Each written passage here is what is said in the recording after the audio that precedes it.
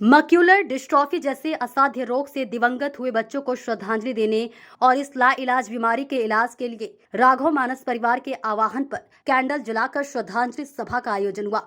गांधीनगर तिराहा स्थित पंडित बिशंबर दयालु त्रिपाठी पार्क में कई सामाजिक संस्थाओं के पदाधिकारियों ने कैंडल जलाकर बच्चों की आत्म शांति के लिए ईश्वर से प्रार्थना की।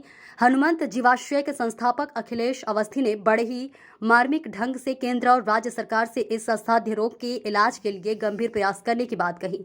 वहीं रोटी कपड़ा और बैंक संस्थापक व रेड क्रॉस उप सभापति डॉक्टर मनीष सिंह सेंगर ने इस भयावह बीमारी से अपना अधूरा जीवन जीने वाले बच्चों की स्थिति बताई। राघव मानस परिवार के संस्थापक और इसी बीमारी से अपने 14 वर्षीय भतीजे मानस को खोने वाले अनुज पांडे ने अपने परिवार की वेदना बताते हुए कहा कि केवल यूपी में इस बीमारी से 1000 से ज्यादा बच्चे ग्रसित हैं, जिनके परिजन घुट घुट कर जी रहे।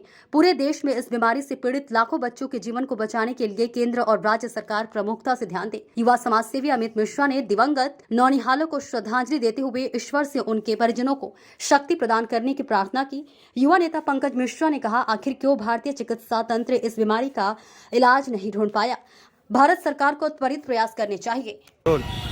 बोलने के लिए शब्द बहुत हैं, मगर शब्दों का निकल पाना इस समय संभव नहीं है, क्योंकि अथाह वेदना देखते देखते 11 वर्ष हो चुके हैं। स्थिरता क्या होती है, आप किसी बड़े अस्पताल जाकर या छोटे अस्पताल जाकर उस मरीज से पूछिए जिसको एक मच्छर मारने के लिए किसी दूसरे व्यक्ति की ओर देखना पड़ता है।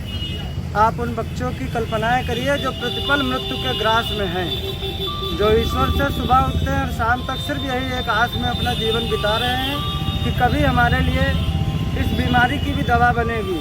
हमें बहुत खुशी होती है जब मोदी जी, हमारे माननीय प्रधानमंत्री जी कहते हैं आत्मनिर्भर भारत, डिजिटल इंडिया। तो इस डिजिटल इंडिया में कैंसर जैसी भयावह बीमारी का इलाज है। पूर्णतः हम सफल नहीं हैं, फिर भी कहीं ना कहीं से मरीज को बचाने में हम सफल हो जाते हैं। किंतु यह एक ऐसी बीमारी है जिसका अभी तक सरकार ने कोई भी ध्यान नहीं दिया। एक नहीं, हजारों लोगों ने केवल उत्तर प्रदेश से नहीं, भारत के कई प्रदेशों से प्रधानमंत्री जी, मुख्यमंत्री जी, गृह मंत्री और राष्ट्रपति जी को तक पत्र लिखा, मगर फिर भी वहां से कोई बहुत अच्छा आश्वासन ना मिल रहा है। ICMR बेंगलोर ने हमें ये बताया है, उनसे जब बहुत बल द्वारा पूछा गया है कि अभी आपने क्या किया इस बीमारी के लिए, तो वो बोलते हैं कि जब हमारे पास बजट ही नहीं है तो हम उसके लिए क्या कर सकते हैं। तो हमारी माननीय प्रधानमंत्री जी से अपील है, क्योंकि आप भारत के एक यशस्वी प्रधानमंत्री हैं, भारत को कई सालों के बाद ऐसा यशस्वी प्रधानमंत्री मिला है। एक इस तरफ से भी हम आपसे आग्रह करना चाहते हैं कि आप इन मासूमों की तरफ देखिए और कितने बलिदान शेष हैं। यदि दवा नहीं है तो फिर इन बच्चों के साथ हमें भी और पूरे राघव मानस परिवार को इच्छा मृत्यु का वरदान दे दीजिए। जय श्री राम। मस्कुलर डिस्ट्रॉफी एक ऐसा शब्द है कि जिसको सुनते ही हम सब जानकार लोग कि ये है क्या, ये कौन सी विभीषिका है, ये कौन सा अभिशाप है, ये सुन के हम लोगों के रोए खड़े हो जाते हैं।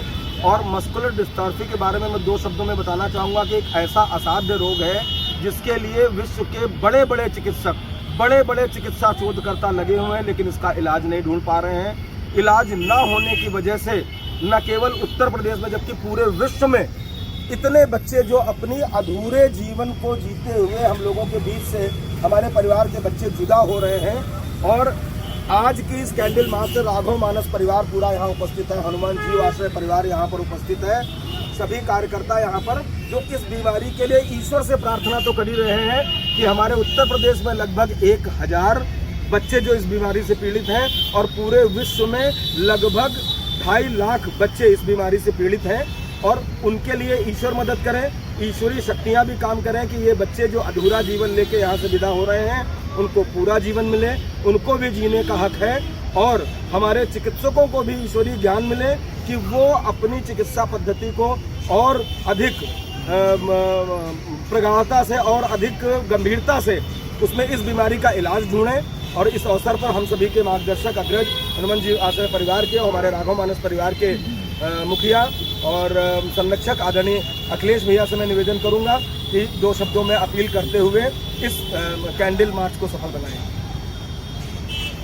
मस्कुलर डिस्ट्रॉफी के बारे में हम बहुत कुछ नहीं जानते थे, लेकिन हनुमंत जी वासरे परिवार के समर्पित साथी अनुज पांडे से जुड़ने के बाद उस रोग का जो दर्द है, जो दंश है, उसे बहुत करीब से महसूस किया।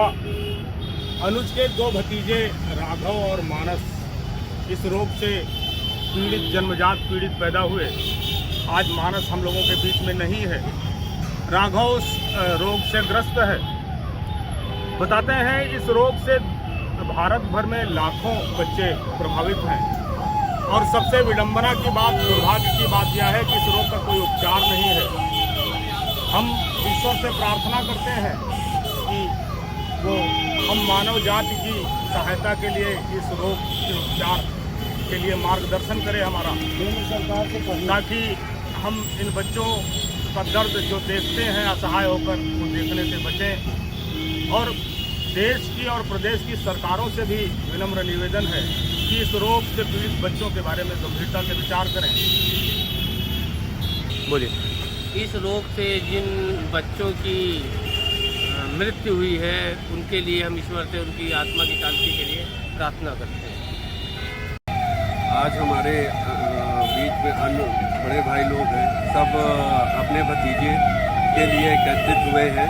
जिस रोग डिस्ट्रॉय नाम से पीड़ित हमारे भतीजे एक्सपायर हो गए हैं, उनसे प्रार्थना करते हैं ईश्वर से कि उनको आत्मा को शांति दे, और प्रार्थना करते हैं कि केंद्र सरकार के साथ ही साथ केंद्र सरकार से भी अपील करते हैं कि इस बीमारी का इलाज निकाले, इस पर शोध किया जाए, जिससे आने वाली पीढ़ी हमारी स्वस्थ हो। यही ईश्वर से प्रार्थना है।